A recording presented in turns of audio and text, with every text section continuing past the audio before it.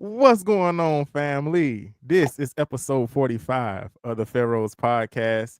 I'm your host, Solomon. I am joined, as always, by Mr. What's Good himself, Israel. Yo, what's good? It's another day to be great.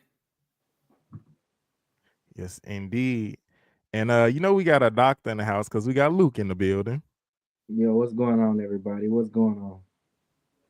What is going on, fellas? Y'all throwing me off today. I had to hurry up and start the podcast because they've been bothering me offline, family, asking Yo, me about all my adventures down here in the A. But how y'all week been? Weekend? Man, for me, I got to start working backwards. That's the only way I can remember stuff now. I just got to work backwards from what yesterday was. My Sunday was a nice chill day. Chilling halfway, half of the time in the crib.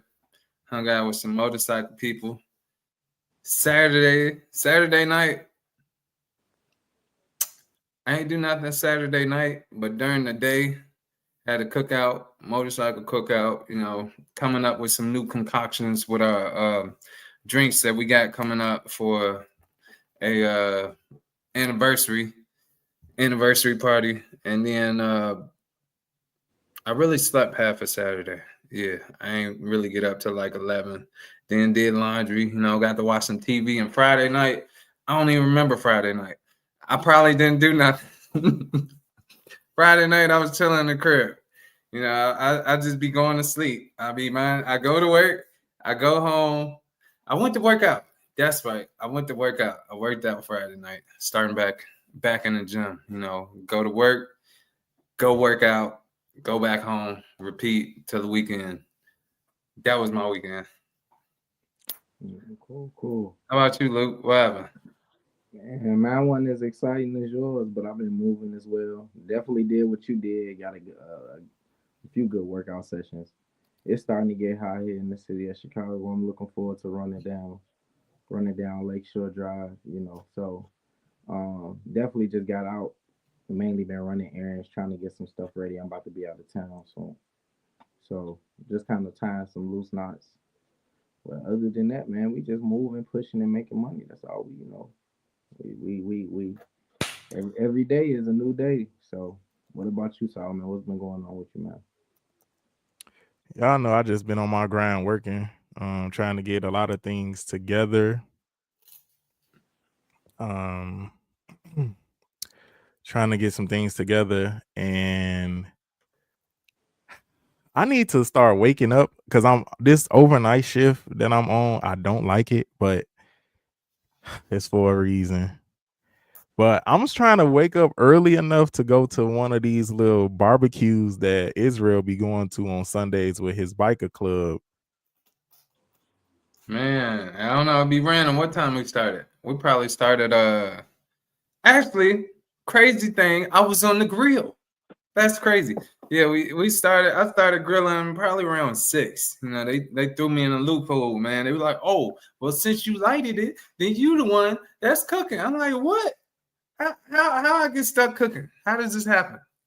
So Yeah, yeah, you gotta get your practice in. I need to get my practice in too. I need to, yeah, get on the grill, get and master that so I yeah. can get Season the flipping and meat. slipping and Yeah, whipping and flipping. So the first person, yeah. I'm like, "Yo, is it good? Bad? Let me know something. Too salty? No." They're like, "No, it's good. Perfect." So I did pretty decent. I ain't had no complaints. Yeah, you was pressed over there, weren't you? That had you nervous, didn't you? Man, yeah, a little bit, man. And it's crazy when you got some hard critics. I'm cooking for grown men. I don't know, it's probably about like 8 of us over there or something. I don't know. But still, everybody like their food how they like their food. I ain't trying to Yeah. over season it, Yeah. under season it, overcook, undercook. Apparently, it You was wasn't just even right. you weren't even hungry by that point. You were so locked in. I already know, bro. Right, I know man. the feeling. Yeah. I You probably like, had I don't need you like I don't even need to eat. I don't need to eat. right, Y'all good though? Is it good? right. Yeah, I'll be waking up too late for festivities, and I need to get out more. And But fellas, yeah, but you know who else need to get out? sounds like A Gemini. Well, no, not him. He Nah, need to get out too, but person who do need to some people who need to get out is Marvin Sapp's congregation. You said what? You froze up on my end. You said who congregation? I said the people who need to get out is Marvin Sapp. Oh snap! Oh yeah, Marvin Sapp. Yeah, we got a Look little like video. Marvin So, Sapp. fellas, supposedly he told the ushers to close the doors because he was trying to raise $40,000 for the church. He said it was an international event, and they was trying to get to the million. He said, "Where the million at?" Man. So let's just take a little look at this video. 1,000 people giving what I'm about to challenge you all to do will be $20,000. Now, for those of us who are on the dais, I'm taking you higher, so put it back. I'm a strong believer that leaders lead not only in time, not only in talent, but also in treasure. Leaders lead in time, talent, and treasure. I was taught a long time ago that it costs to sit up here. There's 1,000 of you. I said, close them doors. Ushers, close the doors. Close the doors. Close the doors. We all gonna leave together. Y'all ain't going no place but to the restaurant. There's 1,000 of you tonight, and those that are watching, it's 1,000 that's watching online. This is a small seed. If I get 1,000 online to give this, if I get 1,000 in the sanctuary to give this, that's $40,000 tonight. Now, everyone up here, we've all sold and seeded, but I need everyone standing up here with us, with me, to plant a seed of $100. Because again, it costs to sit up here. Y'all start moving. Y'all can bring it right now. Come. Even if you're giving tangibly, just put your hand take your phone and stick it on the bucket. All right. Man. Fellas, so they got the internet in the uproar. And of course, the people who don't never come to church got the most to say. They saying that this is why I don't go to church now, because we got stuff like this going on and all this other stuff. So let's break this down. First question for y'all fellas is, and I don't care who starts. First question is it right for him to demand a certain amount of money before they can all dismiss service? And two, the second question is this a negative when it comes to the black church in America? You want me to go first? Yeah, go It ahead. don't even matter. So the first question that I answer is, he was not right by putting a certain number on there if he's going to come from the aspect that he came from. And for me, you would think I would think the other way because I understand he got bills to pay. One, that's not his church. That wasn't his church. He was at a convention. He was trying to raise money for the sponsors who put the convention on. When all the churches they've been doing this for years. All churches will come together under a certain covenant, and they'll all have church together. And usually that's when the overseeing house of all of the churches, that's usually when they would make a large amount of money because everybody came into one building, and they would usually have one of the higher level ministers or the person who actually preached at the event to orchestrate the offering so that they can do what they call a special offering. Okay, so I know the tactic, but I never agree with the way the tactic is done. I agree with the concept of saying, okay, this is what we need, and if you are able to, can you do it? I mean, people donate the stuff all the time. People go to the gas station and spend $20 on a lottery ticket. Okay, so it's not the money that's the issue. I don't like and I think he's wrong for trying to incorporate that into a part of tithing. Like that's not really how all of that works. Well, not even tithing. That's like offering. That was offering because they had already had their original tithing before that moment. This was something that was like a year ago. It's just an old clip that came up. So he was wrong because what you're now doing is you're using emotional what they was this, in a way I can kind of agree with some of the people when they say that's why they don't like coming to church, because instead of just saying, hey, this is what we need done, and I'm looking to see who in this, in this building can help. I think that's a better approach nowadays, especially with dealing with our generation. Our generation is you lose customers by trying to make them think too much about the muffin you about to sell them. When you start telling them that the muffin is gonna make them blessed, and this is how they get their blessings by buying this muffin, you have turned them off because a lot of people now are more sell savvy. Everything is online now. You don't need to hear all of that in order to get that type of impulse. It's like 3 seconds. And then what was the second part? And then I'm gonna give it to Israel. What was the second part of the question you asked? My second question was basically like, is it right?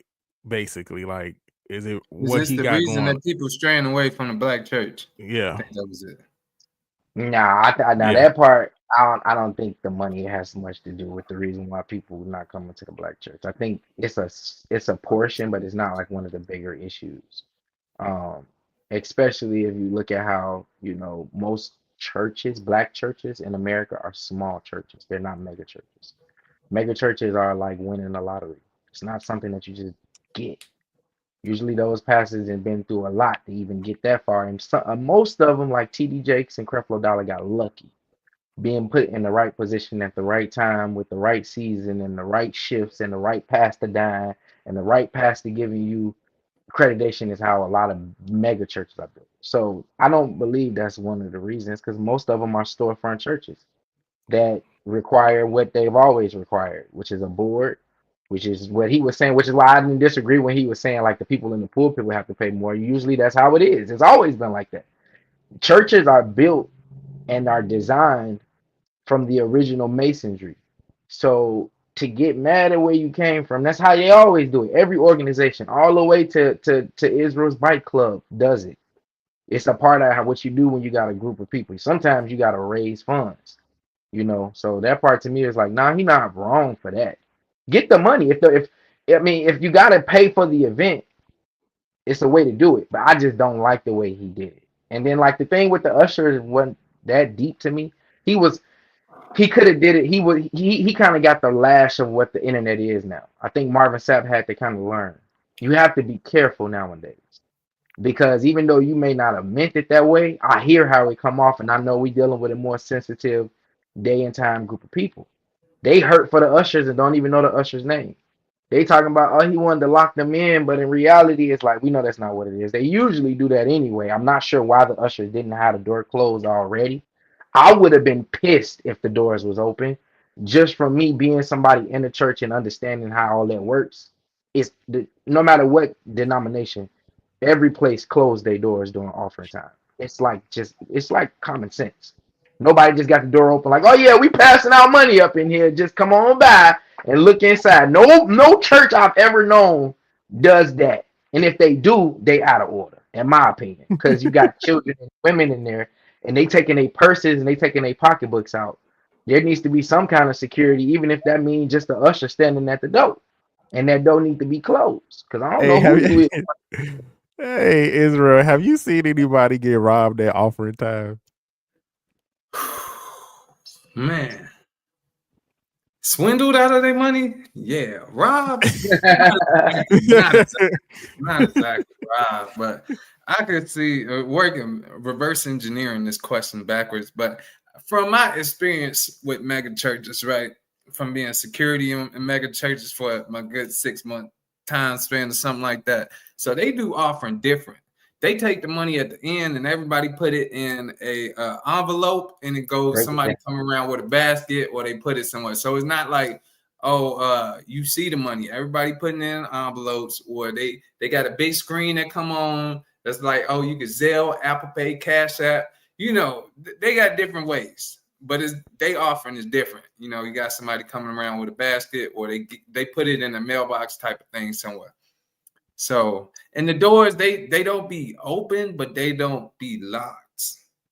So, but the doors to the sanctuary is closed from the mega churches I've been to. They be closed most of the time, but they not locked. But was it right for him to demand them to lock the doors? Coming from where we come from, they always locking the doors during offering. Okay, like it's been times where, yeah, I heard them lock the doors because you know we either on the 9 or we in the hundreds or somewhere, you know, the Wild Wild West, you know, over east and stuff like that. And you got crazy people that like to barge in the churches, but you know, yeah, we close doors, we lock doors during the money and things of that nature. But it ain't like yo, close the door, lock the door, unless that person don't know the protocol. That's natural protocol, at least in the black church, to close the doors or lock the doors. So especially if everybody going and marching around, you know, for our type of way that we serve in our way of life, you know, everybody marching and things. Or we got different services where the doors are locked. You know, ain't nobody freaking out because the doors are locked. But is this a reason for people straying away from the church?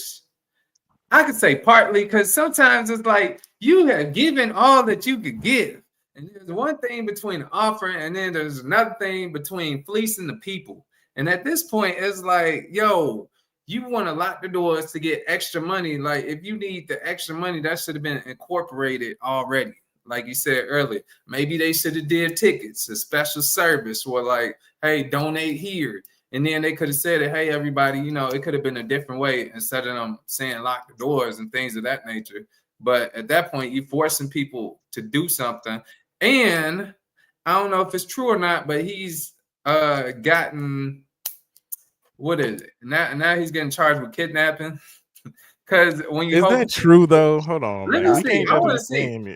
That's what I've seen. I've seen it at least twice somewhere floating around online. Yeah, you look it up. You look it up while I talk about it. But I don't know if it's true or not. But apparently he's getting charged with kidnapping now. Because yeah, when you hold people against their will, now you're kidnapped. So easy to become a kidnapper in the house of God.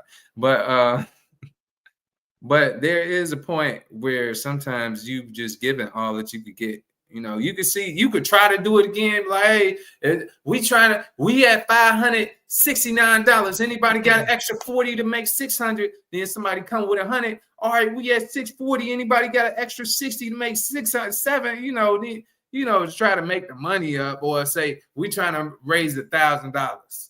Can you do it like that? But some of these churches, they really be fleecing the people. And it's crazy if you got the mega church where they get money and then they want more money, but they not giving you nothing in return. Like they don't have free programs or not breakfasts or free lunches or, you know, the things of that nature where they giving back as much as you giving. So you don't feel as bad as if you're missing something and you're not getting something or they not contributing. You know, it's like a one-way street on that end. But yeah, I could see. I want to know if they made the money. Yeah, he said he don't. I don't see. First of all, I'm up here looking. I don't think that's totally true yet about charges. I don't think so because it's not. Come on now, like I don't think he even said lock. Piggybacking off of what y'all said. Hold on, but piggybacking off of what y'all just said, we have grown up in church. We know it's actually safety, security, and protocol to close the door so nobody can get robbed. People will a man rob God? No, but they are definitely rob their people. You feel what I'm saying? So at the end of the day, offering and tithes, through his offering and tithes, that's how a man robbed God. But I'm saying they definitely will come in. It's about safety. It's about them, you know, putting the money in a where everybody, the people that's supposed to know where it's going, can do it in a safe place. Now, I do have an issue with he trying to multiply, talking about, well, we got 1,000 people in here. if y'all give $20, and then that'll be 2,000 or something like that. 20, that's 20,000. Then the people online, that's 1,000 people online. So that's another 20,000. So that's 40,000. Then y'all up here around me, y'all give 100 a piece and all this other stuff. Look, if you was gonna do all that, you should have did that off the screen, off the pulpit, away from the stage. Had that discussion with the people that you know you're supposed to have the discussion with. Because now how it looks and how the world is perceiving this so-called issue is that you're just trying to get the money from the people. Absolutely, all the time. The churches want the money. That's it. Because what you Yeah. doing with that money? Who was he trying to raise the money with? It was for It the was convention. it was an convention. international situation. Yeah. He should have said that 'Cause the- situation, reiterated in his Right, talk. That's Hey, what I said. That's what I said. If he would have been more transparent with saying, "Hey, I want," even if he would have said, "Hey, these people put on such a great event. Look at this facility," because at the time they were renting from what would be like the McCormick place, which is why I don't really think the lock thing is a big thing. Because if we know those doors, you can't really lock those doors unless you're like one of the people who would be one of the heads of the convention center. And the convention center that they had that when that had multiple different assembly hall areas. They were renting out one of their halls. So it wasn't even technically a church. It was one of those big gala rooms that they built a stage, and it's usually like a square stage. So to me, one of you can't really get locked in there because it's one of those club doors that everybody that been to them conventions or you go to the game, one of them doors. So that's why I'm like, I think, but with the internet, it can make it look like that. It's just something about nowadays to where you have to be so mindful on how you come off. Because even his tone towards the ushers, I think, is what really messed him up. Even if they didn't get done what you needed to get done when you thought it should have been done, people not gonna like the way you coming at them. You may not mean no harm, but you still have to be mindful. And like Solomon said, like you could have just had a separate event. Israel said it best. You could have sold tickets. You could have did a dinner.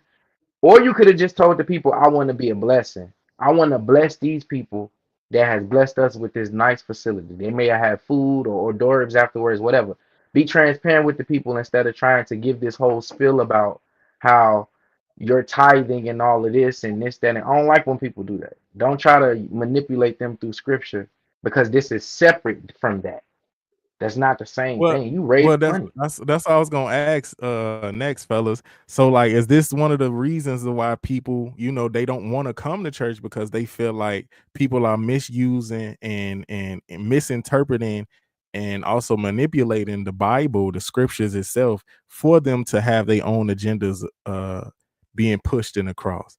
Like, is this can the people on the internet say this is a prime example of what Marvin Sapp did of why next Sunday I won't be at church? They can, but I would say it's a weak argument. Only reason I would say it's a weak argument is because numbers don't lie, people do. Most churches are broke. I mean, very, very broke. If it wasn't for the tax cut and not having to report taxes, most people wouldn't have a church because they would get drowned out. It's a business you don't make money from. So there are a lot of pastors that manipulate because they want to have nicer things and this, that, and the third. I say crucify them all the way, burn them down.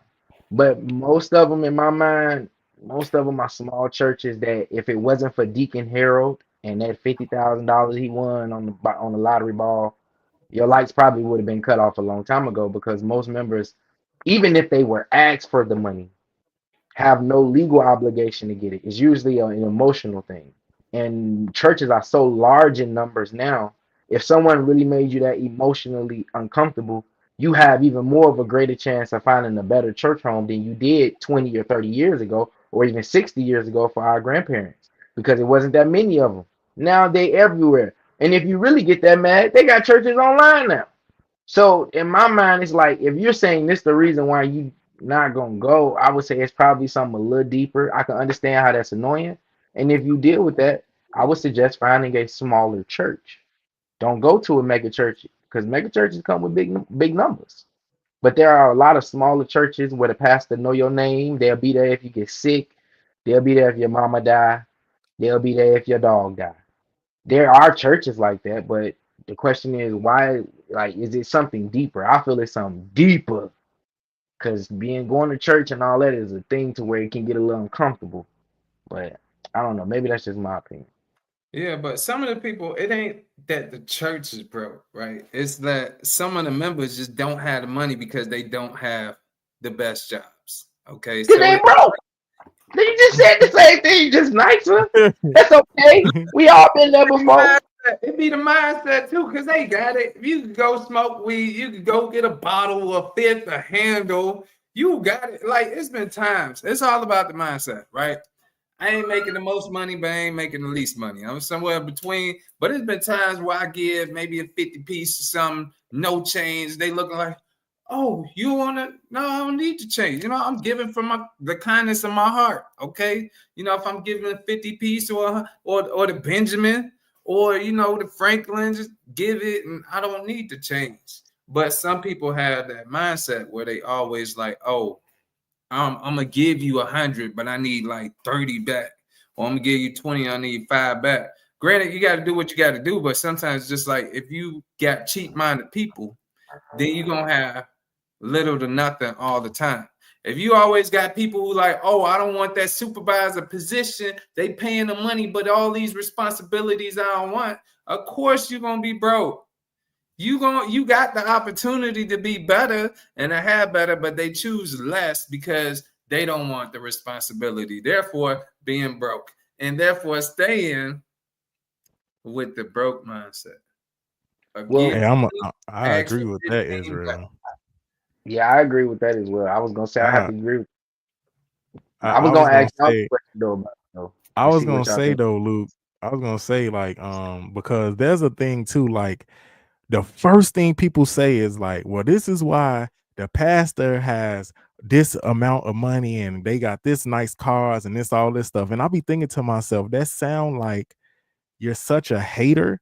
It ain't even about manipulation no more, because it's about, why would you want to follow a person that who don't is have not successful or right. don't have the tools to help, at least help you out and empower you and lift you and take you from a higher step? Why is it that us as a community, as a people, are so focused on the bad prophets and the false prophets, but don't focus on the good prophets and the good prophetess that we have in our world, that is being blessed, becoming wealthy, and then also helping others become wealthy? I don't understand why it's a big issue that all of the people are saying, how come the pastors or the leaders or whoever are successful and have wealth and the people don't? I believe that's on the people. How much we gonna put on our spiritual guides? They're teaching us every Sunday, Absolutely. every Tuesday, every Wednesday, every Friday if they have that service. Whatever it is, every Saturday for the Sabbath, whatever day it is, they have taken their time out their life to counsel you, to preach to you, to teach to you. Sometimes when you don't have money, they sacrifice money and give money from the church to you. We don't talk about what these people actually do, these so-called pastors and leaders actually do for their congregation, but we see a lot of backlash of, why does the pastor have a nice car and a nice house? Why would you want to follow somebody and listen to a spiritual guide if they in the same tax bracket as you? Right. You ain't gonna follow them. And this, Yeah, you're I'm gonna right. interject. So, like, what I like to do, this would be the same thing I could do in the natural world as the spiritual. You could apply both to both, right? When I'm going to a new job, a job interview, first thing I do in my line of work, I look at the parking lot. I see what type of cars people driving. They got motorcycles or trucks, if it's beat down, or you got, upkeep, pretty high-end type of thing. That will show you something right there. Everybody here is making money, per se, quote unquote, because they got nice things, right? Now, if you go into the spiritual world, as far as your religion, your church, if everybody in your church, right, got nice cars, you got nice church, you got nice garments, this, that, and that, everybody, they doing pretty good. That's a good They whatever's going on over there, they doing something because they all got nice things. That's how I would look at it. Now outside, that's just outside looking in. On the inside could be whatever. But you know, at least one thing's for sure. They got some nice stuff and they getting what they want. That's kind of sort of not always, but that's kind of sort of how you could tell who taking in a teaching or who's doing what to better their life or their lifestyle. You know, because we all like nice things. You know, I'm sure everybody don't like driving in a beater. At one point in time, somebody wants some new stuff or some nice stuff or more up to date. And just based off of the material things, right? Because if you see it in your mind, you can hold it in your hand. You can tell how their mindset is just based off their material things, what they got going on. In my opinion. Yeah, I agree. I definitely agree with you. I think it is hard too to serve people hungry. I've never seen anybody starving the food be able to go out pass food out to the homeless. And that's something that I always think about. And every pastor's success is not equal to the other pastor. Usually it's a business. No matter how much people don't like it, it is one of the oldest businesses around. And anything that's qualified as a business is when you got to take money out and you got to pay somebody to do something. I qualify that as a business. So like I say, if it wasn't for Elder Earl, or if it wasn't for Mother Susanna, or if it wasn't for Mother, what's one of them old people names? Like so many of these churches wouldn't exist if it wasn't for certain. Well, yeah, Medea had to come in and she had to go in there and say, "Don't worry, Big Pastor." Mom. You got Big Pop. This is how stewards was created in every organization, whether it's from, like I say, the bikers. I'm pretty sure the higher you go up in Israel's club, the more they pay or the more they're responsible if something go wrong in the club. If y'all don't have it, you gonna expect them to have it. That's why they on a different level. However, the levels and the degrees may work in the Bible. It's like that in the lodge. It's like that with the Eastern Stars. It's like that with the Freemasons. It's like that with the Nation of Islam. It's like that with the Seven Percenters. It was like that in the Martin Luther King movement. It was all in Martin Luther King Church. It was like that. How do I know? Been there. Got a chance to speak with the pastor that was there at the time. He has a clergy that if something go wrong, and the members, the average member that's just coming maybe 2 or 3 Sundays out the month, maybe not in a lot of different things, but is there as a faithful member, their level of responsibility is different. The deacons is supposed to be there. They supposed to be there to open the door up. They supposed to be there to secure the parking lot. It ain't no, are you coming to church today? It's I'm not coming today. They almost got to let each other know, hey, because me not being there or my money not being there, this is why you have a board. Because if my money not there, the church is gonna feel it. But I don't, like I say with Marvin Sapp, I don't like when preachers do that. Be honest. You still a preacher, you still a pastor if you raise money. There's nothing unholy about raising money. I think it's more unholy to try to use the scripture to raise money because it's supposed to be a freely you give type of thing. That might have been somebody last $20. I'm not into pressuring people to spend their light bill money. My granddad used to say that all the time because I ain't gonna sit in the dark with you. I'm not gonna pressure you to spend your last money here. You ain't coming I ain't gonna come sit in the dark with you. So why would I pressure you for something like that? And I may not know what you're going through. All I'm gonna say is give what you can if you can. May not even be able to send the money today. Some of them people might have sent the money in 5 days when they got paid. That's why I'm not big on doing stuff like that. He tried to use the whole motion. I want to see a whole bunch of movement. I want to see the people move. I call BS on all of that. Nah, I know that tactic. I know what you're doing. I don't like that. The people is what he doing. And I don't like that. People, I ain't even gonna name some of our people that be fleecing the people. I'm like, yo, even after I done gave, that's all I got. Because there's other 20 going in the tank. So yeah. If he said, because this is what my leader do, and this is why I like the way she do it. If the offering for us is low, and usually the offering is important because that's how we pay our musicians. We don't keep nothing from the offering. As soon as it come, it go. But if it's low and we know we don't have enough to pay him, this is why I think Marvin Sapp should have did it like how she does it. She says, we need $40. Even if he would have said, I want to raise $40,000 tonight. Now you can leave it up to people to do from their own heart. You ain't saying, hey, you better give me $5. Somebody might have just gave $1, but that dollar gonna get you closer to 40,000. That may have been all that they can do, but they supposed to feel just as proud about their sacrifice. Now, if they know they could have did better, that's between them and God. That ain't me. That ain't for me to get into it. Because there's been times So my they leader didn't done. he should have asked nicely, huh? He should have talked to him It ain't nice. even, but that's what I'm saying. It wasn't. It's not even asked nicely because, like I say, the way she does it is she'll say, "This is what we need," and she'll even tell the people why we need it because we got to pay the musicians. It ain't no secret. We got to pay them. We have to pay them. So she'll say, "Hey, we $40 short." Sometimes it'll be one queen. She'll come up and just give $50. Sometimes it's 2 or 3 people and it's $5. This is That's getting how paid. giving from the heart to me is I supposed to thought be. y'all Like, did it from the love of y'all heart. but that's what I'm saying. Like, you're not supposed to be like, oh, you're supposed to do that. Like, nah, because you don't never know what position somebody might have came up that week, and they in a position to give $40, and they just take care of it. They like, I got you, queen. I got you, prophet. Don't worry about it. Here you go. You're supposed to let the spirit work because everybody going through different things in their life, and their spiritual life, their mental life, and their financial life.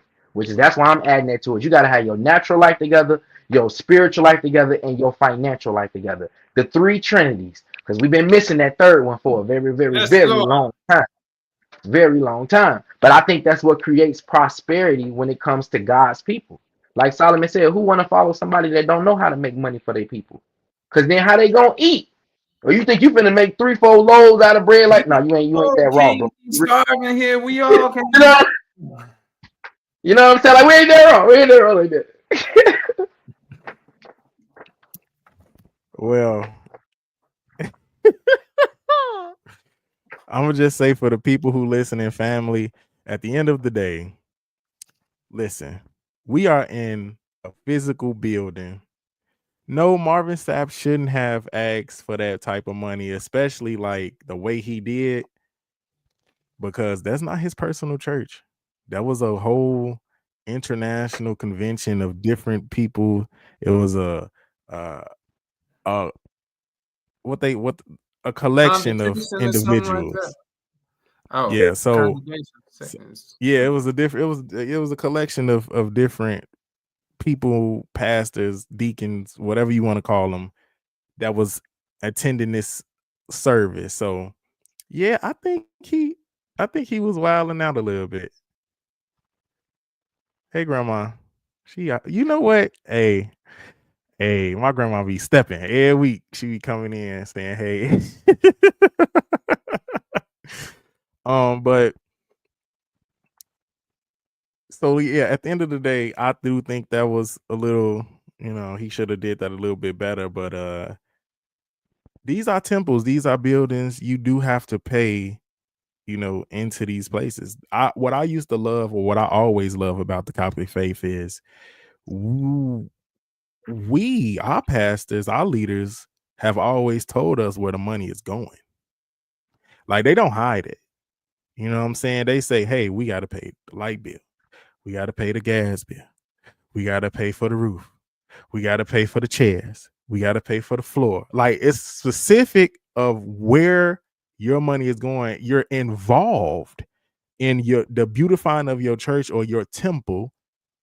You know what I'm saying? Because the beautifying of a temple makes you want to come there. You don't want to come to a nasty place unless your house like that, then we understand. So, I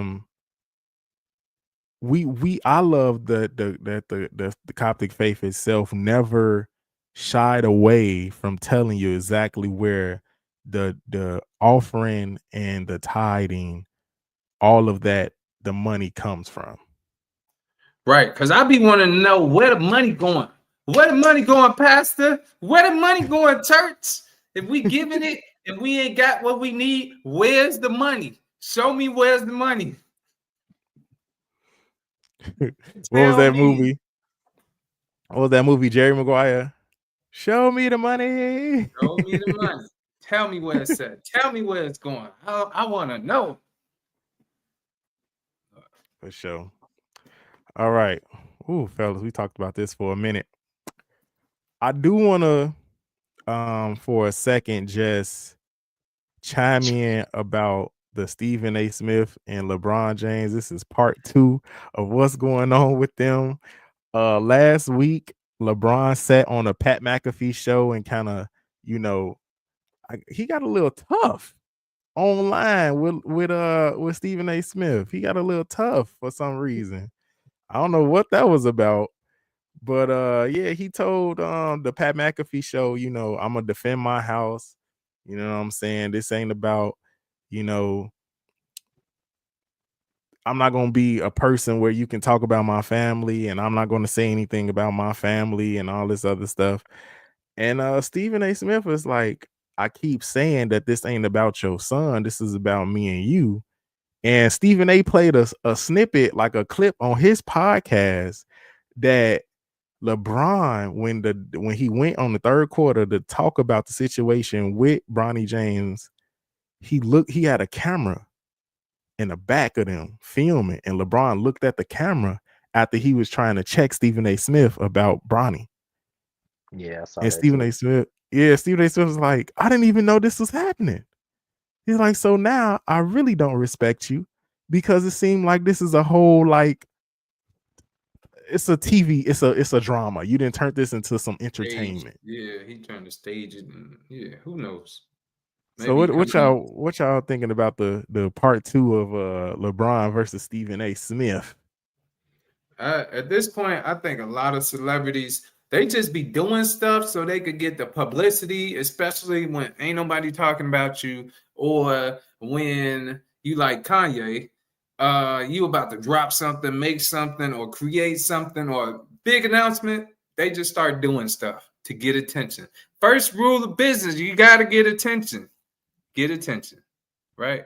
You got to get their attention. When you got their attention, then you can do most stuff. Let me get back to that. But yeah, take it away real quick. I don't know. I think go ahead, Luke. Nah, I was gonna say, yeah, this is a little crazy. A part of me want to believe maybe this is some kind of attention stunt, but then the other part of me is thinking about what I know about LeBron and just seeing him over the years. I mean, you know, like people, I've listened to people and they'll say, well, you really wouldn't know if he had a problem with you and things like that, and I can believe that because LeBron to me seems like the type of person who would have a problem with you and you wouldn't know it. And as noble as that may sound, that can become That's a what he's that, saying. That's what Stephen A. Smith's saying. He right. like, That, man, this that man sounds, is phony. but yeah, and it's people who actually are cool with LeBron who actually said the same thing. They'll be like, but they thought it sounded good. Like they said, oh man, like you wouldn't even know like if you had a problem because he's not gonna bother you. He's not really. And I get where you're coming from, but it's not fair for me with Stephen A. Smith's job. His job is to criticize, and Criticize. LeBron can't get mad at the fact that when you told the Lakers, hey, I don't even have to get paid. I just want my son to play with me. You made it everybody's personal business now. Now we are all involved because you didn't have to say that. You knew it was going to be something that came out. And you didn't have to tell them, oh, well, you know, it ain't about the money for me. I just want to play with my son. You kept saying my son. You didn't say Bronny James. You said my son. So now it's a personal thing that you have brought. Okay, cool. You have the leverage because of being one of the greatest of all times to where you can do that. Because not every basketball player can do that. Right. But now that you've done it, how can you get mad at someone criticizing you for decisions you made based on your obligation as a father as well as a professional athlete? You the one that used both of them. No one forced you to. We would have never known about them. Nobody would ever cared to talk about them. But you knew that that's what it took in order for the light to get shined on him. And all fair, and that's all fair in the game of the world. But how you gonna get sensitive? And in my mind, sensitive about what? Because Bronny game is stepping up. Maybe that's what he needed. Stephen A. Smith is not somebody that's just gonna tell you what you like. But I don't want everybody around me just telling me what I like. I need people to be critical on me who've been critical with all of the greats. Because he's been critical on people for years. I would take that as an honor for him to be like, I'm gonna prove you wrong, Stephen A. And it looked like that's what your son doing. So what are you mad about? Oh, I know why you mad. Because we're not talking about you. Yeah, I was just gonna get into that. Bronny James been snapping lately. He didn't drop 50 last week in the G League. So he been really, he been playing like he mad at somebody. I think he need to keep that up there. Maybe that's what the purpose of the commentators were. Maybe somebody somewhere down the line saw, you know what? People talking stuff really motivates these athletes. Maybe we can get even better athletes if we hire people and pay them millions of dollars to get on here and go week after week focusing on how people play and talking. That's what it makes sports interesting. Who want to sit there and agree with everything all the time? So I found out real quick. Go ahead. What you got? The rules of attention, right? Based off of one of the greatest salesmen in the world, right? Money follows attention. So it says, first one is get attention. Second one, keep attention. The third, multiply attention. And the fourth one, the haters are required. They gonna come when you getting attention. So that's what he doing. He getting attention. That's what he doing. Money follows attention at the end of the day. Boom. Well, we're gonna keep an eye on that LeBron and Stephen A. Smith thing because you know who else, fellas? The main event, that's the person that then got my attention last night while I was driving. This man got my attention. I seen this video drop online. I said, what is going on? Man. A master of attention getting. And that is your boy, the Black Klansman. Oh, it's not the Black Klansman. Kanye West. Kanye. You go by Yeezy. Oh my God. I want to let me play just a little bit of this interview. I kind of sped up a little bit. I want to see if because it's so many things we could talk about. It's just so long of an interview, but I'm gonna try to get at least a little bit of some stuff of where he kind of started snapping at, and let's get our reaction for this. But this is Kanye West with DJ Academics. Now, we talked about DJ Academics many episodes ago and some of the tactics and things that he got going on. But I think his personality mixed with Yates in this interview, I believe gave us a solid interview. A lot of people think it's just venting. I don't think he was just venting. I think he was actually having a solid interview. So let me just play a little bit. Some of the stuff you say on face value, I see how, there's three things that come across with everything with you. Yeah. It's betrayal, it's you ideas, whether it's what you say or what you create being censored. And I think every time I see it, no matter what you do, it falls under one of those. Like betrayal, there's a shit ton of people. Yeah. I mean, like even the J, you don't regret the tweet, because if he said something about your daughter, you'd probably be upset, right?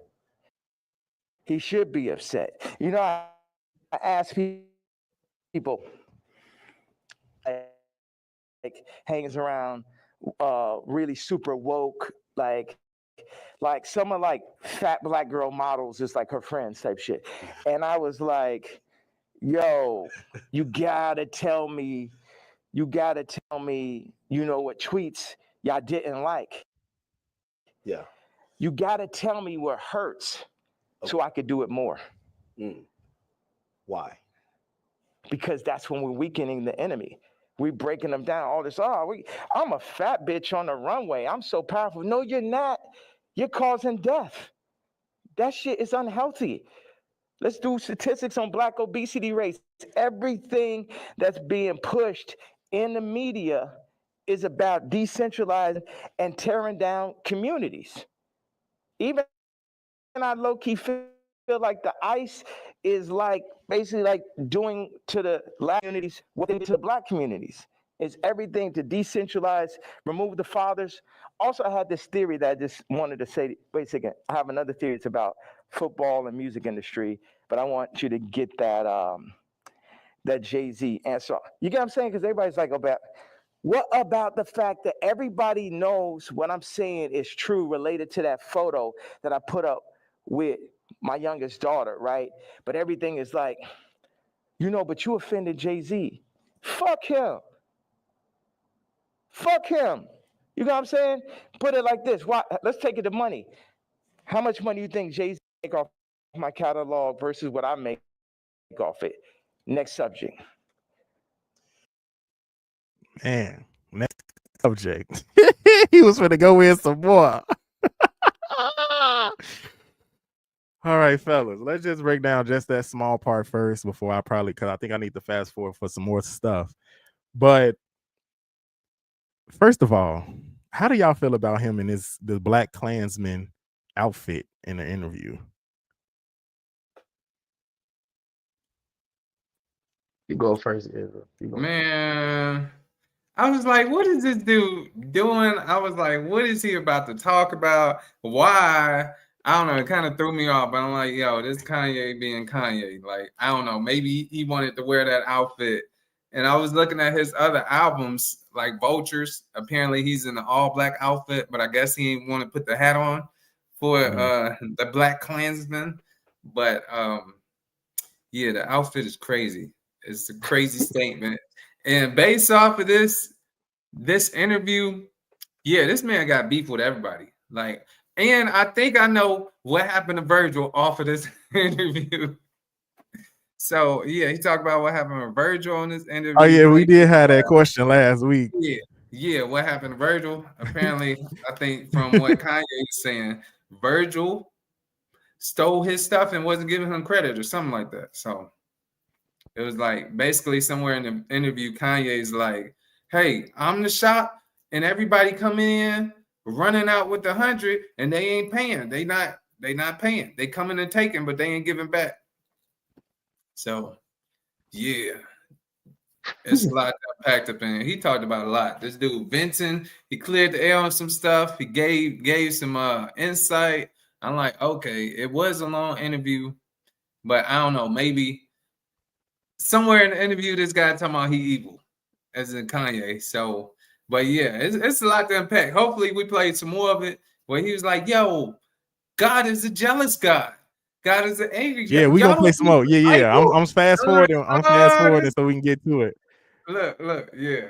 But just the initial thoughts of what we just saw right now, Luke. What you got to say so far?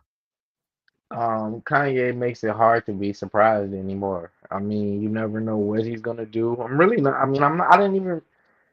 If it would have been anybody else, I would have been surprised. But when you say Kanye West, it's like, hey, this is Kanye. And we know a lot of times he makes it. He has an art of making you try to figure out: is this him being serious? Is this a image? Is this publicity? Is this a mental thing? But as a musician, I would have to say, as a musician and an artist, it's kind of hard to get mad because that was how we were trained. I mean, in the basic fundamentals of music, and as a musician, the goal was always to keep your audience on the edge of their seat and to be able to flow with emotions and to be able to be sporadic and to be able to be soothing at times. Anytime we were learning how to compose a piece, these are things that they were mentally getting us in the mindset of. They would put us in situations to where things were no longer square, like shapes didn't really exist, especially with jazz. And we know jazz and hip hop have this kind of relationship to where there is a sporadic type of mindset that has to be formed. You cannot become a successful hip hop artist if you're not able to indulge in that level of mindset. It's going to be hard because people use music to escape the basic square life that they have. Meaning, I know I'm going to work, I know I got to drive for an hour, but if I can listen to some of my favorite songs while I'm at work, or if I can listen to some music while I'm on my way, or if I can listen to something motivational, it's actually what created the market for entertainment and for being an artist. So I'm not really surprised. He's an artist in many ways now. And it seems the more ways you become, the more out there you get. But we know he can get eyes to look. He can get people to look his way. And I wouldn't be surprised if it was just a part of whatever stunt, whatever he got coming out, whatever situation he dealing with Kim Kardashian and all of these different things. Like, it's just, it played a part into, you're going to remember this interview. But I ain't too mad Well, I at was him gonna though. say why. because I was gonna say in Bad Boys they had him on too. So I can't be a hypocrite because Bad Boys is a film and film is another form of artistry. So it's Did kind they? of hard.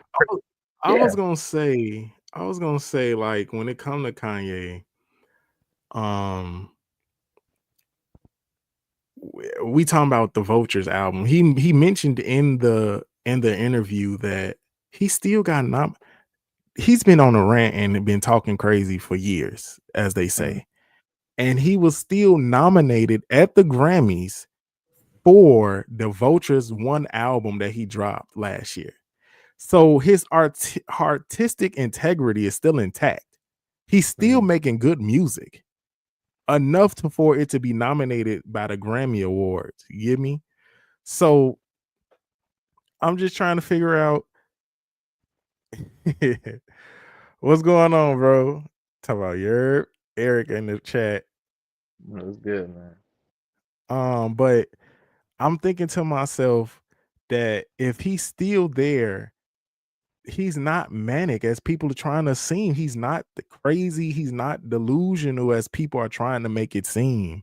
I just believe he speaks like how he says in the interview. He speaks truth, and once you speak truth and you speaking out against the powers that be, you got to kind of watch your back because they already shown to us through history that they take out black messiahs. And I'm not saying that Kanye is one, but he might be in one in a different type of form. But let's keep going on the interview because he got a lot to say, and we can react to some more of what Ye was saying. Let me share the screen.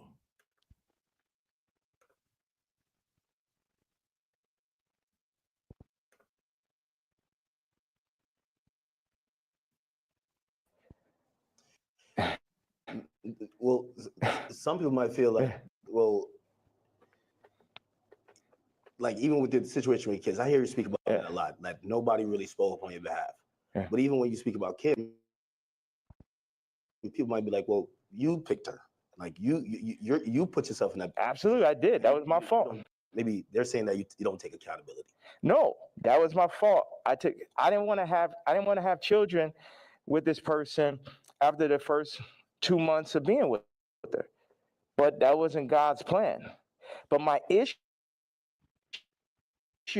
with all these faggot ass celebrity niggas is, when my children are political views, plus your T, like, nigga, I bled for you. If nigga asks you about me, say we ain't speaking on Ye. You know what I'm saying? Because that's how y'all looking at me like a vic, because you a street nigga. But I'm the Lord Carlito's way. I'm the boss. You niggas is broke. You niggas is not masterminds.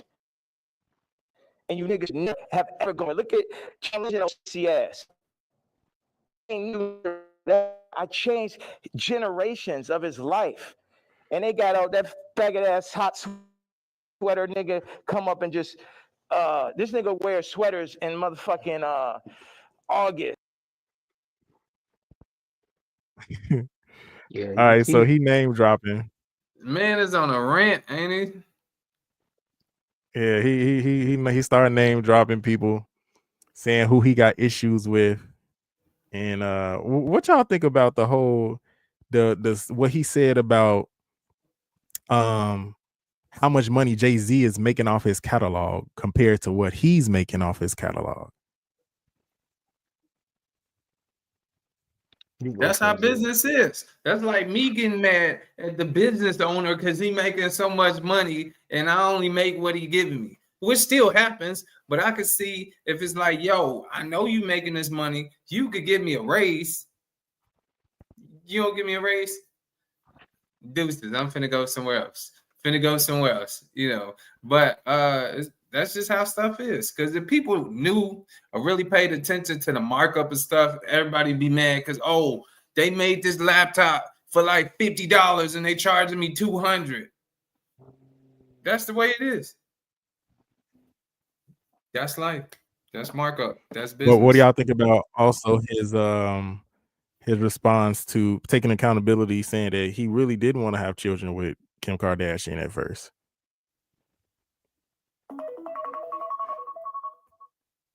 I guess I'll go with that part. I mean, we kind of already knew that one. I mean, he's still a fan. Well, I mean, I mean that is what it is. It's probably. Well, I didn't. There was a part that I didn't agree when he was like, "Well, that was God's plan." Nah, dude, that was all you. You control. He come with the backup statement. The backup statement. And unless they put a gun in your head and some Illuminati meeting telling you if you don't get a line, maybe then. But I don't think it was that deep. But to what Israel was saying about the marketing and the way about the catalog thing, one thing that I learned I love thinking a lot of this stuff when it comes to like these big level like hip hop guys where they're making millions and billions. I always think about Dan Pena, even though he had nothing to do with hip hop. He was big in the oil companies, and he would always say in his seminars, as long as it's moral and it's legal. But the thing with morality is that morality sways because what you may value, other people may not value. And this is what makes the free market a beautiful thing. It's like a double-edged sword. You can build a great business from valuing certain things because if you find other people who value it and you create a product, then you become someone successful. But the down part of that, which only a small percentage deal with, is when Jay-Z comes into the room and sits down at the negotiating table with you. Because it does get ugly in these businesses a lot of times. And if it's not illegal, it may not morally be right, but if it ain't illegal, it's hard to get it overturned. Because if that was the case, you would just sue them. But then they're gonna ask on what grounds? On what grounds of my art have he broken the law? And this is where it just becomes this is what it is. You're never gonna have it all the way that you want. And some people gonna get over you just because they're smarter than you or got lucky or got in a better situation and and pulled a better opportunity. I believe that's a lot when it comes to Jay-Z. Jay-Z probably could buy up a lot of people's stuff if he really went and sat down in the room. Morally, is it correct? That's something we can debate. Legally, though, it's possible. So I mean, if Kanye heard about it, you just hurt. It just is what it is. It's the ugly side of the business, but you've made millions from that same business. So it's kind of hard to feel sorry for you because All that's right, let's get some more. Let's get some more of this interview because it gets better as it keeps going on.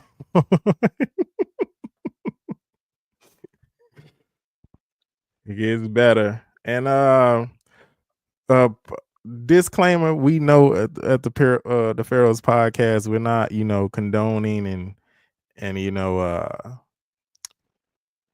agreeing with some of his slurs that he's using. It's 2025. You can't say the F word anymore. You have to say gay people.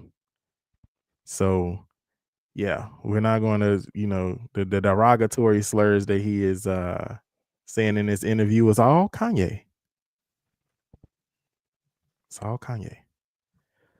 All right.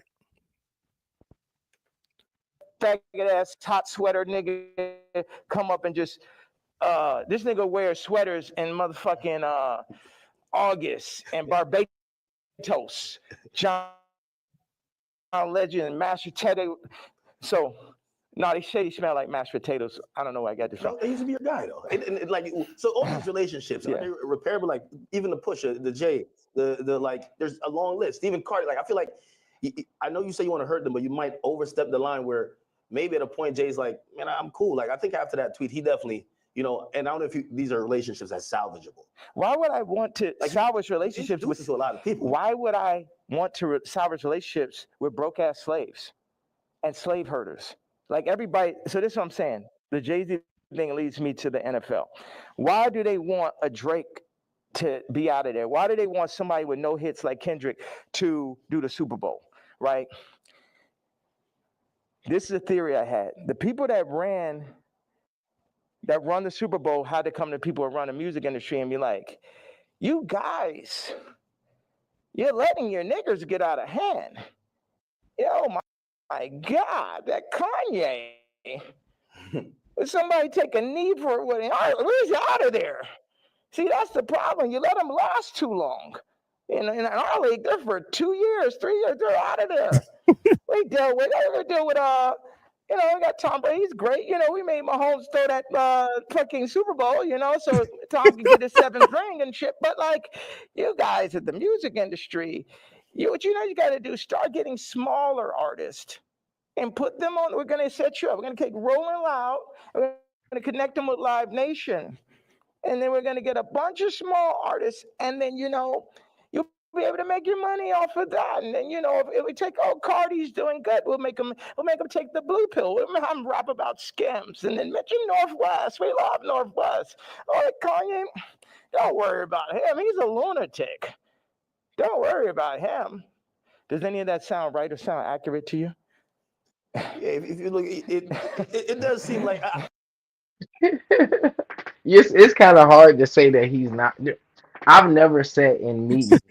Does that any But this is why I'm like, we got to humble any of that ourselves. sound accurate to you? It's hard. Kanye is playing a game, and it's such. He's gonna go down in history. No doubt about it. He's playing a game that's so hard. First off, it's hard to say he's wrong because any logical person, and we're 3 logical men on here, is gonna say, I've never sat in meetings like he sat in. He's probably more accurate than I would be because I'm going to speak from the aspect of what I think it is. He's actually sat in meetings with these people, probably negotiated millions of maybe $1 billion deals. So as funny as it is, you gotta kind of take a little bit of it and really dissect it because it's like he's using his past experiences to give us an idea of what that world is like. In reality, they're not going to sit down with us unless they're coming to the Pharaohs Podcast, some kind of deal. You feel me? But other than that, this is the closest we're going to get to these type of meetings and the way these people talk and the psychological way that they think about putting things on, like the Super Bowl and how they're going to bring up the next artist. As crazy as he makes it sound, 2025 is showing us that as crazy as it may be, it still has a possibility of being true. Yeah. Yeah, he was funny with that one, but he definitely shedding the light of why would they pick Kendrick Lamar if he don't have any hits, especially in a year. Like he just dropped the album after a diss with Drake. And so he also says, as the interview goes on, he said, I'm not really mad at Kendrick for real. It's just that he's mad that Kendrick allowed them to use him, but it is what it is. Kanye, at some point in your career, you let them use you too. Exactly. And that bag sometimes, like when you thinking about, you can't be a billionaire without first being a multi-millionaire first. And some of the multi-millions that you got was because you had to play the game. And you played the game well enough to get you to a B. And you got to the $1 billion club. But now that big money that you got now, it's like maybe they shouldn't have helped him get there. Well, Kanye learned what Genghis Khan learned. You're not free when the more power you get. The more power you get, the more of a slave you actually become. That's what Genghis Khan always talked about. He was one of the greatest rulers on earth. And he realized that once he got all these people under him, all these generals and stuff, he was actually more of a slave than when he was just a regular tribesman. All right, let's keep going, fellas. This is it's spicing up. Spicing up. He's starting to drop while all these people keep on doing him wrong.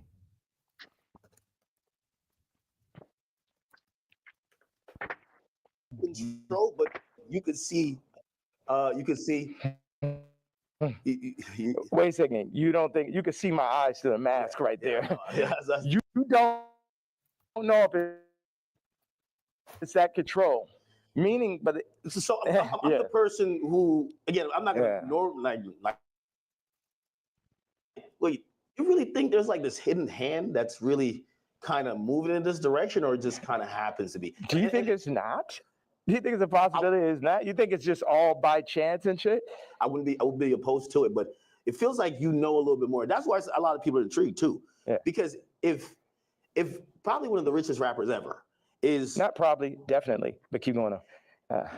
When you've gotten to the heights, and I'll say you're the greatest hip hop artist. When that person's then telling us it's like that, you then got to step back and be like, he knows definitely something we don't know. Yeah.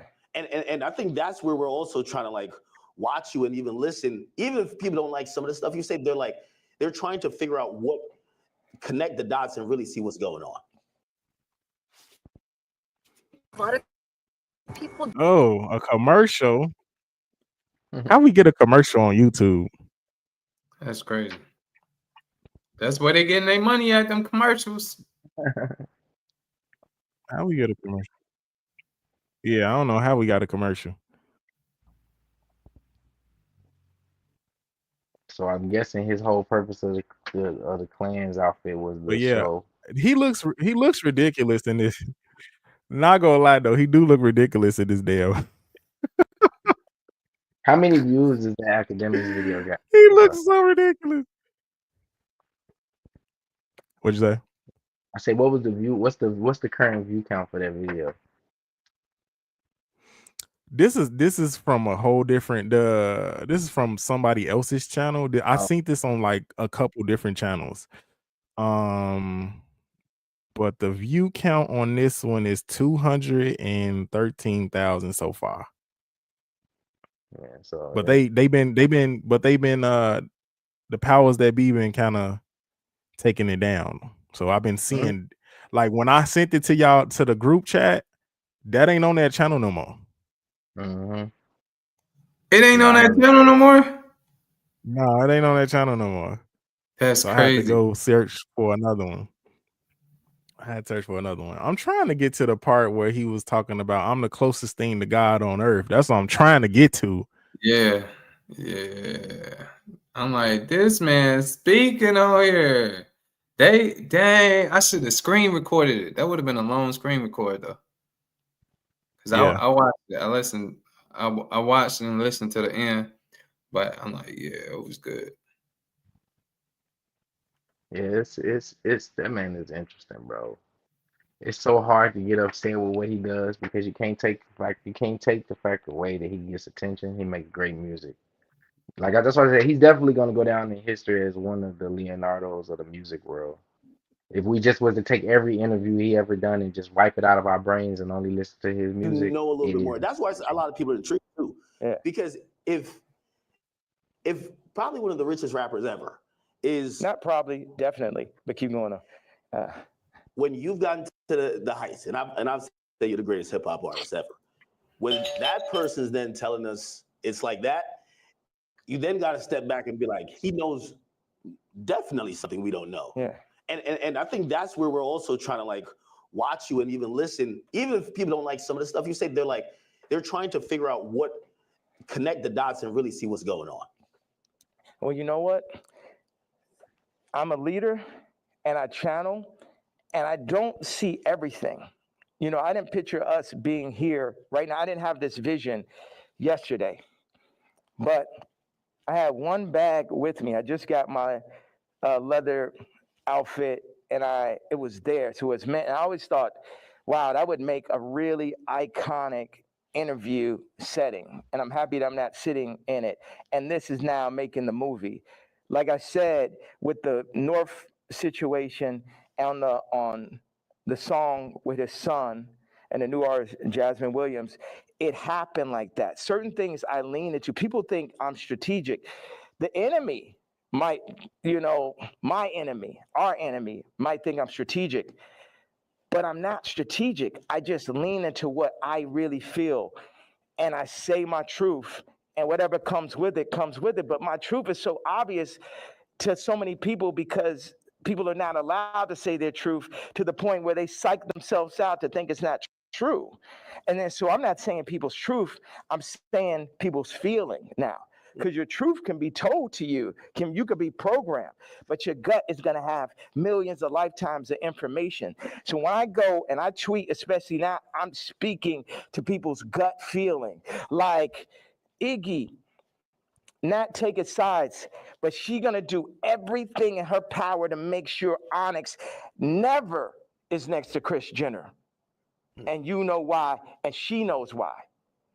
That girl came from Australia, then no family in the middle of Miami. Now she's out in here in California, and her whole goal as a mom is to keep her son as far away from Kris Jenner as possible. And we all know why. We all know those sex tapes are signed for. We all know those children, just in general, celebrity exploitation. Like when my daughter wants to rap, it's a thing where, damn, you really want to get into this game like this? And it's this balance. I had people around me. I was like, yo, this man Cardi is calling my baby mama, rapping about Skims, and then saying he need vocals. She made a supporting slip. Needs vocals for the album. And the man was like, well, that will blow her up. I said, it's my daughter, nigga. And see, that's the time when nigga hear me screaming from the other room and be like, why he's screaming? Wait, who said they would blow her up?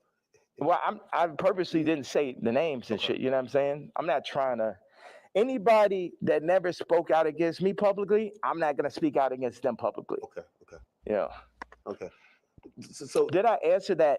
So it's just God. I'm just channeling. Yeah. I'm just channeling something. So I ain't telling y'all to follow me or do not. Yeah, people not even in a position to follow me. It's like I could change hearts and minds, perception.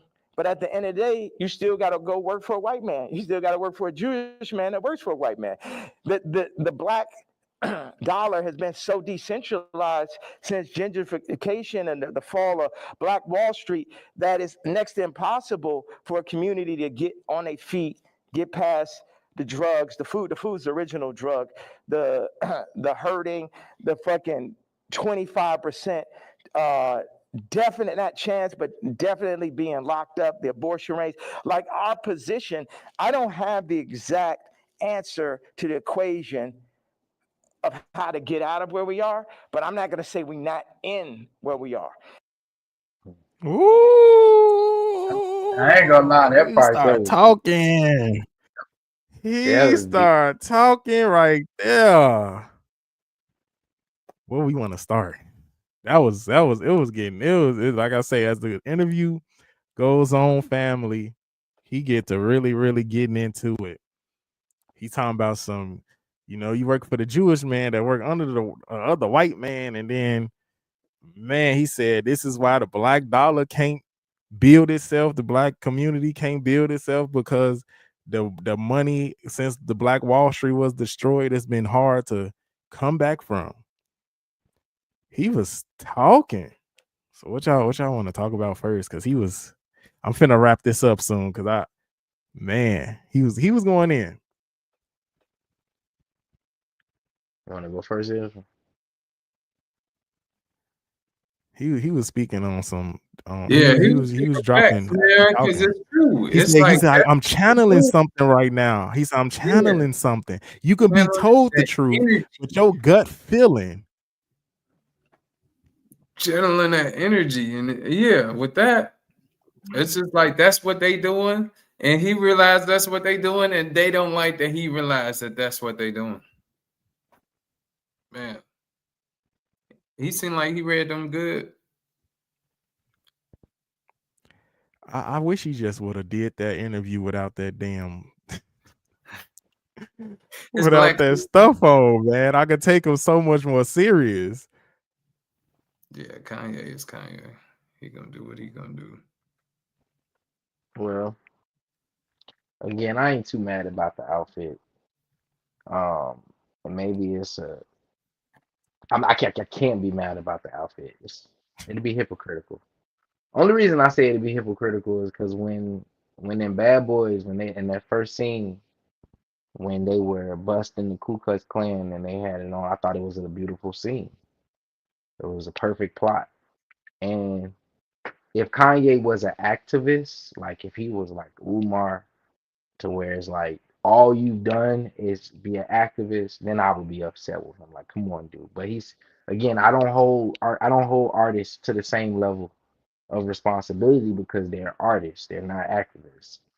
So they're gonna do things very unorthodox. Now, I can't choose to tell people to listen to him. I understand why people like listening to him because it's such a rarity of what he's offering.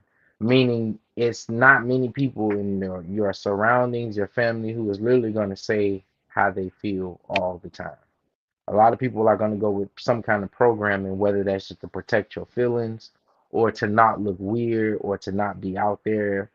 So it is sometimes refreshing, to kind of get, the essence of what someone is feeling or their thought process in real time without kind of any filtering. And usually, if we think about it, even in our own thoughts, if we didn't filter a lot of things, people would think we were crazy too.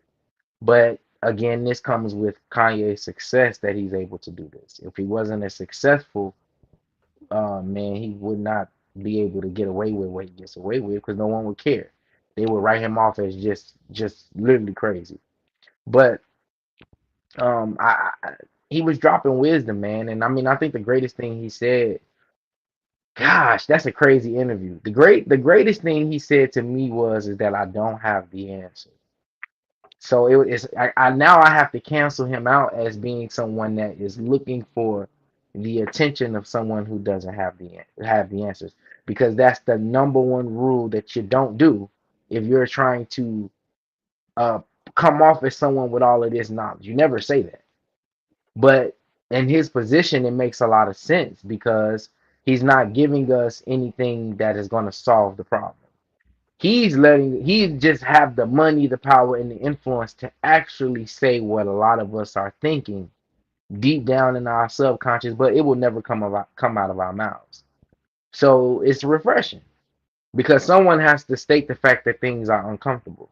It's like someone has to acknowledge the elephant in the room. And usually the person who acknowledges the elephant is looked as the craziest person until everything comes to light.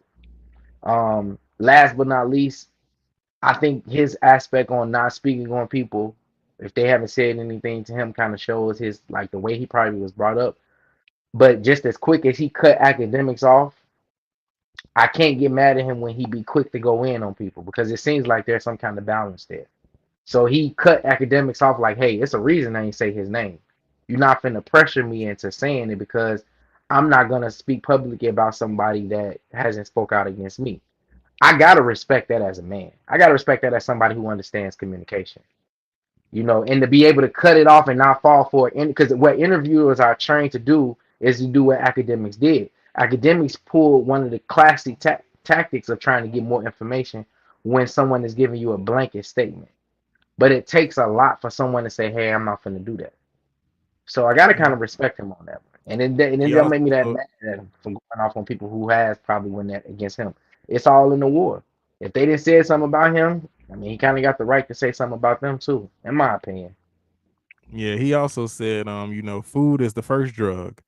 I love that he initially said that, like, he gave us, exactly where the first where we first look at what's going on, when it comes to the attack on our bodies or our community. He said the first thing is before we get to the fentanyl, before we get to the crack cocaine and academic, before we get to the lace weed, let's start with what we're just eating normally, which is food. I do love and respect that that's where he came from first, just to drop that little gem in there. Yeah. Like I said, then he talked about the the economic system of the Black community. He said, I'm not gonna be friends with no broke slaves. And I don't think he's saying it as in, like, broke as in financially. I believe that he's talking about spiritually. Most of this stuff he's saying in his interview, I don't even think, I'm not looking at it surface level. I'm looking at it deeper than what he's really trying to tell us. Like, and I believe he in this interview, he was on his way to Japan. He said he feels safer in China than he do in the United States because he feels like they're going to try to put him in a hospital. Said just from speaking truth, He said they might put him in the hospital. So hopefully that does not happen. I know he said that's a more scarier thing than anything else, being put in the hospital than anything else. So Which to I me would be know. crazy. That would be like, what would be the purpose? Uh, I say to me that'd be crazy. Yeah, that'd like, what would really be the main purpose? Like, They say he's manic. He's having manic episodes. They're saying he's crazy and bipolar, which he admitted to being bipolar. But I had a passenger last night who was talking to me about how she believes that Kanye's just crazy. She's like, she said she a big fan of Kim Kardashian. I said, why? She's like, well, because she's a lawyer now. I'm like, she got famous off and wealthy off the strength of having a sex tape with a black man.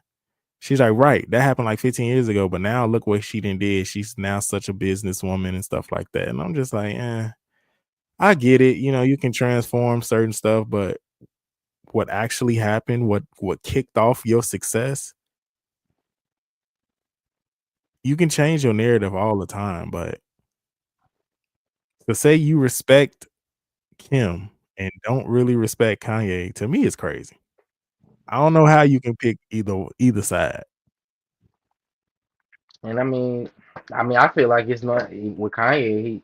This is why I say the statement he said about I don't have the answers is so powerful, because then it leaves it up to the person to have the onus to understand it's an opinion. Just because someone has money and is successful in the music industry doesn't make anything that they say actually that valid or true. He has an opinion though. He has a right to his opinion. And you really wouldn't know his opinion if it wasn't for his hard work, because most of us have opinions, but don't nobody want to listen to most people. That's just how it is. You pick who you want to listen to by whatever success they built in whatever area of interest that you're into. Yeah. So, I mean, crazy to me is a little out there. Definitely different. I don't think he's crazy. I think he knows what he's doing, and he's very strategic, but he's consistent, which would make it come off as crazy. Usually people would just be like, all right, I'm done. I'm tired of being in the media all the time. I done lost $1 billion. I done lost contracts. I'm just tired. I'm gonna just go somewhere, be rich, sit on the yacht, and just enjoy myself. That's literally Kanye can do that and not bother nobody. But that's what makes this even more interesting. Because then now that we know money is off the equation, it really makes you want to listen. We always say in this world, people are always doing stuff for money. They always doing this.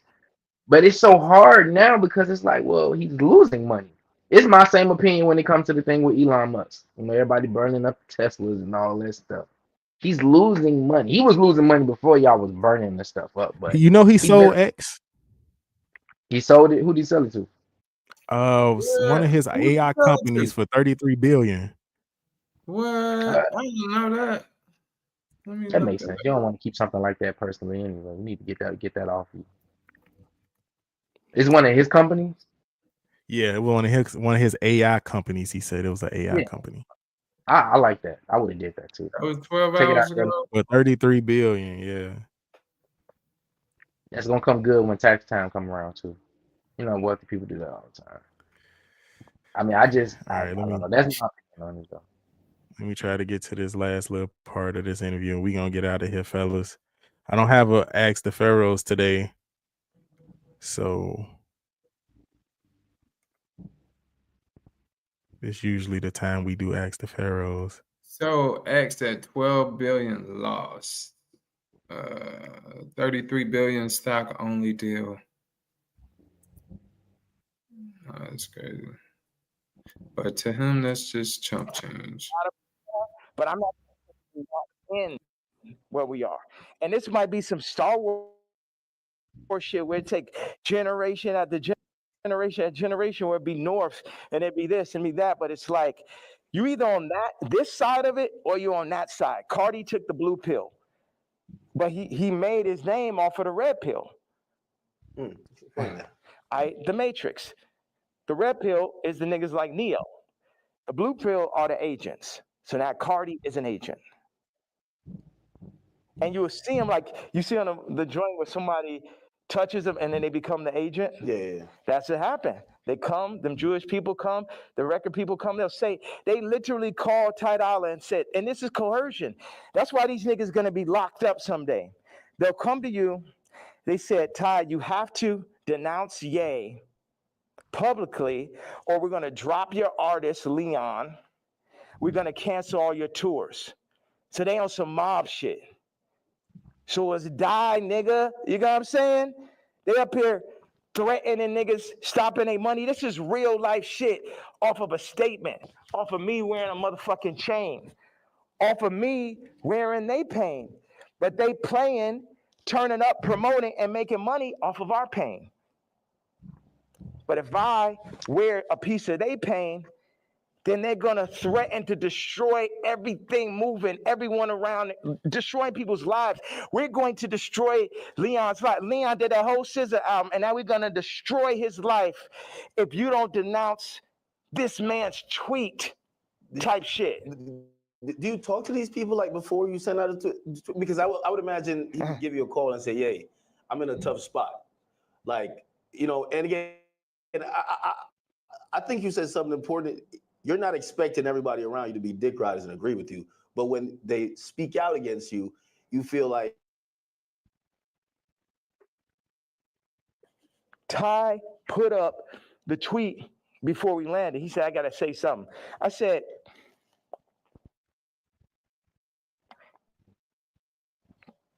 say, I'm not racist, but Ye is. Put up, I don't condone hate speech. You letting these niggas put words in your mouth. I 100x'd, 137x'd his career. Not one, not two, not 20, 137x'd it. And while I'm on a plane, you put up word by word Jewish vernacular. But nigga, you don't talk to me about how we gonna do it. See, all these street niggas and this niggas running around with guns, got bodies, they think they boss, so they think I'm a motherfucking Vic or some shit. They think because I give niggas high salaries, nigga, I'm a billionaire, nigga, I don't give a fuck about that shit. See, this is my issue with Jim Jones, right? So he says he's gonna get a jib or a div. I don't know what the fuck the word is, but basically like he gonna get a percentage if he introduced me to this crypto nigga, right? Mm-hmm. And I know this shit sound like a Tarantino movie. Jim Jones wants me to meet with Mr. Pink to make $2 million off a crypto coin. Next Tarantino film, right? So then I found out before the second meeting that he was gonna make this money. So. Did he tell you?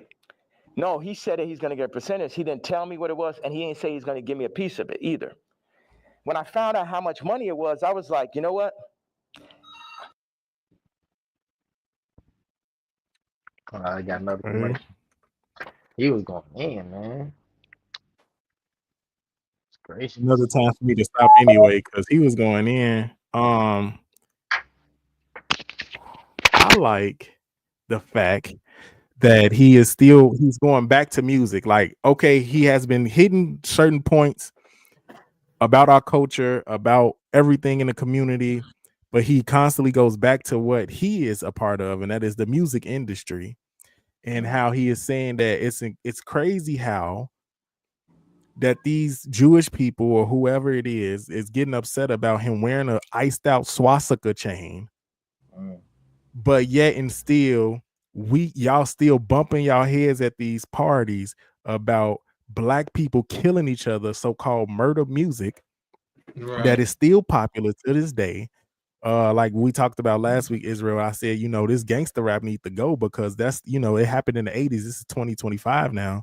We should be rapping about different things. Right. And so he said, well, how come y'all turning up to all this, kill this dude this, kill this man this, kill this nigga that, but I can't wear an iced out swastika chain because you're offended. That's crazy. So now you telling people to denounce me, you're telling people to cancel me, you're telling people we're going to cancel your tour. So now you stopping other people money like y'all the mob out here because y'all saying I'm being anti-Semitic. But they be Wow. anti-black, which is crazy. This is why I say he's a genius, because I mean that is such a valid point. How can you even say, like, we know that's the truth? They'll go out and they will advertise, they'll fund the destruction of our community in any moment. But the moment you do it to them, oh, it's like when LeBron got hit and he did the it's like, come on, man. But it's so crazy because how many people got the balls to even make that statement like that, though? That's such a powerful statement, especially when you're dealing with the Jews, because we know they run a lot of this stuff over here. So he playing with fire. Woo. That's wild. And then now y'all know he not wait. Now this interview, y'all know he got all the white folks mad now, because that's kind of hit a little home now. It's like, wait a minute. Did he really do that? He not sorry about it either? How dare him not be sorry? That's where it comes. That's where it starts irritating people. Because it's like he doesn't even care.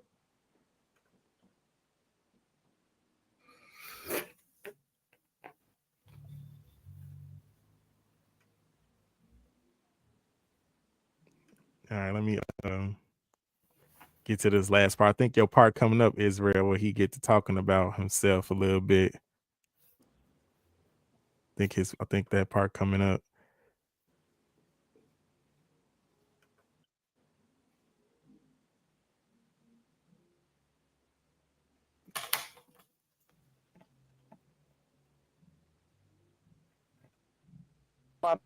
My issue with Jim was we working on clothes. And I said, look, send me a PDF. For anybody who doesn't know, it's like a group of pictures in a folder that you send to the iPhone. You could do like 300 pictures, 10 pictures on it, 10 pages. I said, send me a PDF of all the ideas, all the young niggas you know in New York. Let me see all of this shit right now. Let the king see everything that's happening, right? This man tells me, I don't know how to make a PDF. That was way more disrespectful to me than a nigga figuring out how to get the $2 million. Do you understand why? Because this shit's in my face, nigga. You gonna lie to me about a fucking PDF, you faggot ass nigga? After I sat and took the meeting for you, you took the money and I ain't even asked your broke ass for a percentage? Maybe he didn't know how to do it.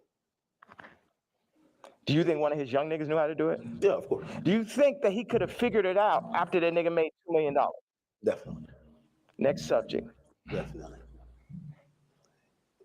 What is the real thing with you and Drake? Like, I've always been confused. It feels like I can't tell if it's a love-hate thing. I've watched hundreds of hours of you talking about just interviews, and at a point, like, the energy shifted, and then we just started seeing it everywhere. And I can't tell, what is it?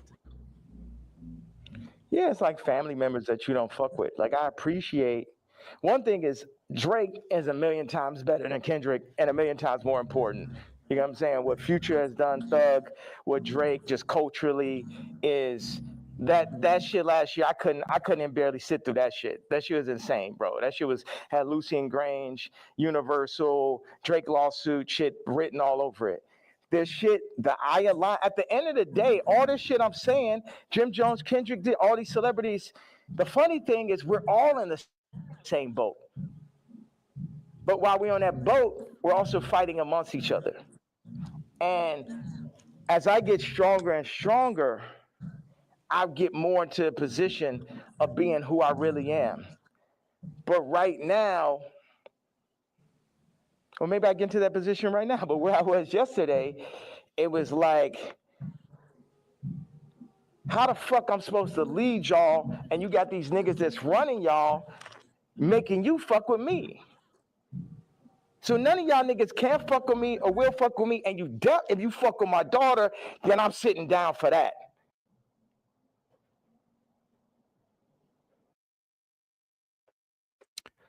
Okay. Another commercial just ruined it. I'm done now. It's a long interview, but like 2 hours. Yeah. Yeah, it's almost like we running out of time on our show. But it's a lot to unpack. He say he don't really got beef with Kendrick, but then he do got beef with Kendrick because he say they using him and all this other stuff. And then he's like, DJ Academic was like, well, so are you saying you jealous? And he was like, well, look, do you go to church? Do you read the Bible? God is a jealous God. And Right. I'm the closest thing to God on earth. Yeah. This dude got comebacks. It's like he just got him. He just be ready. He ain't say he go to church either, though, did he? Nope. Nah, DJ Academic didn't say he go to church, but I mean he's a goofball. He's a goofball anyway. Well, family,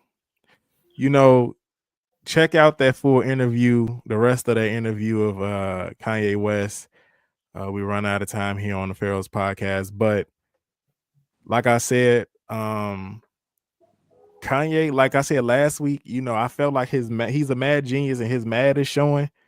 Now that I got the interview after that tweet that he put out, I'm gonna have to retract my statement. I don't think it's madness anymore. I think I was just kind of jumping to conclusion. I thought he was just tweaking, but he putting everything into perspective that I needed to put of why he's even beefing with these other individuals. Him swinging at Jay-Z,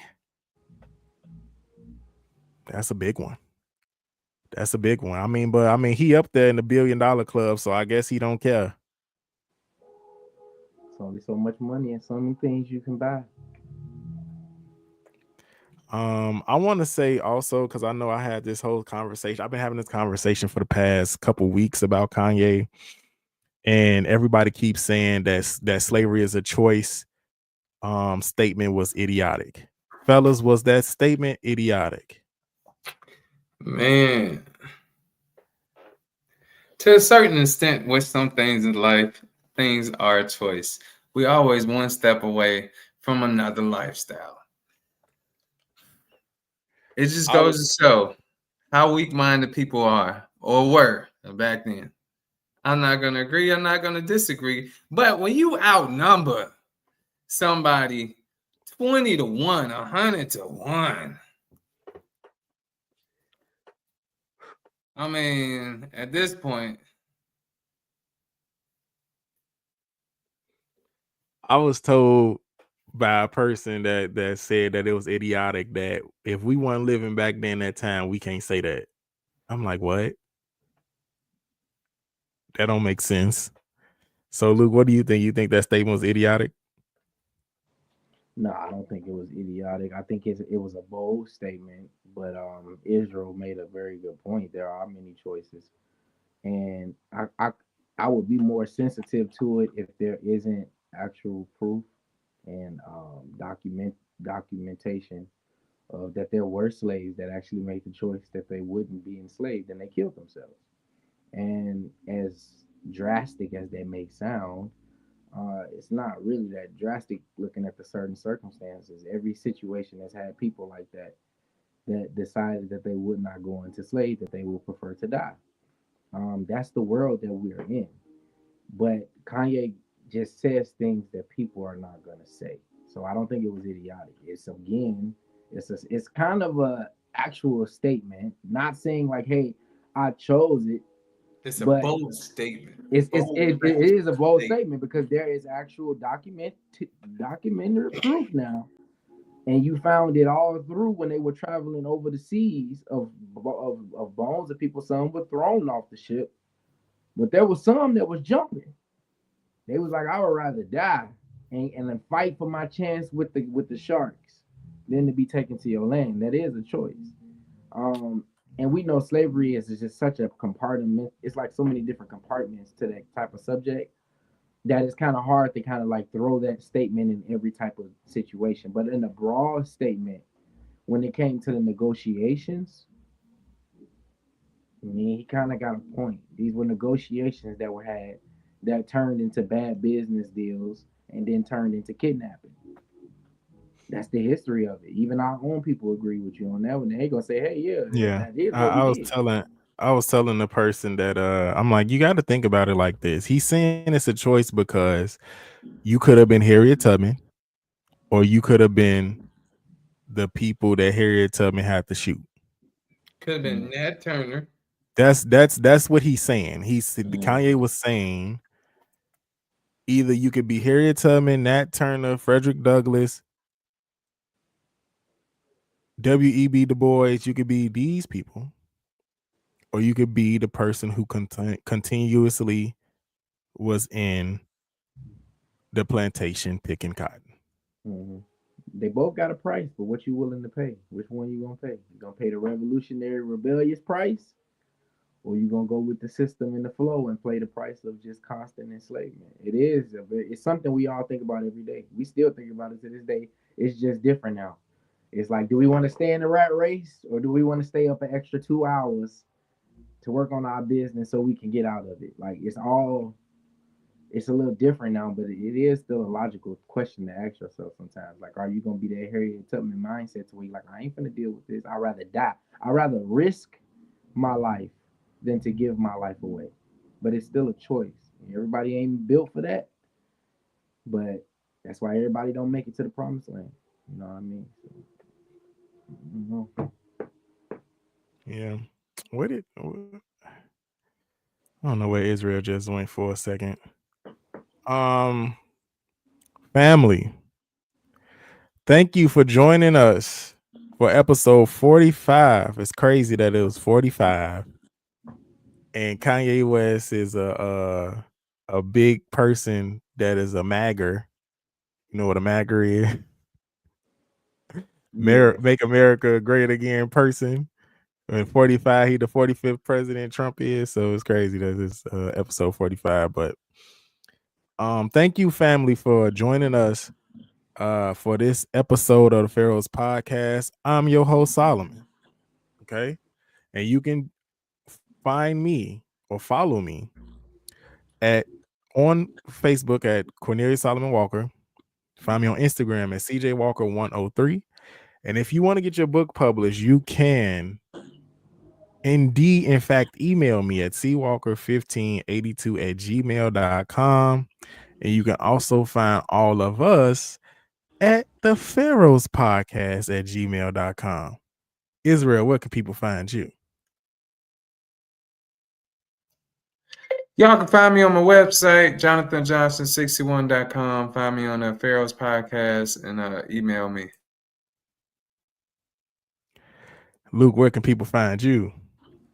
Y'all can find me at Luke733Lee, the number 9 at gmail.com. That's Luke733Lee, the number 9 at gmail.com. And definitely, like they say, you can find me also at the Pharaohs Podcast at gmail.com.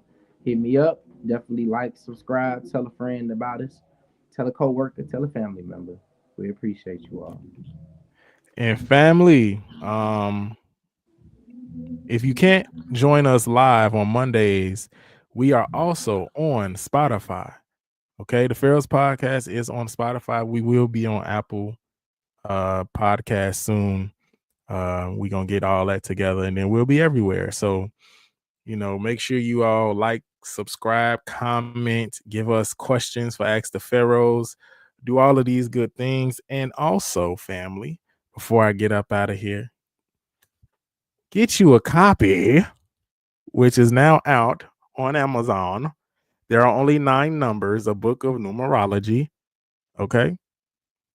It's out now. Get your copy. Okay. All right, fellas. Anything else before we get up out of here? No, I think I'm good. All right, family. Peace. Yeah.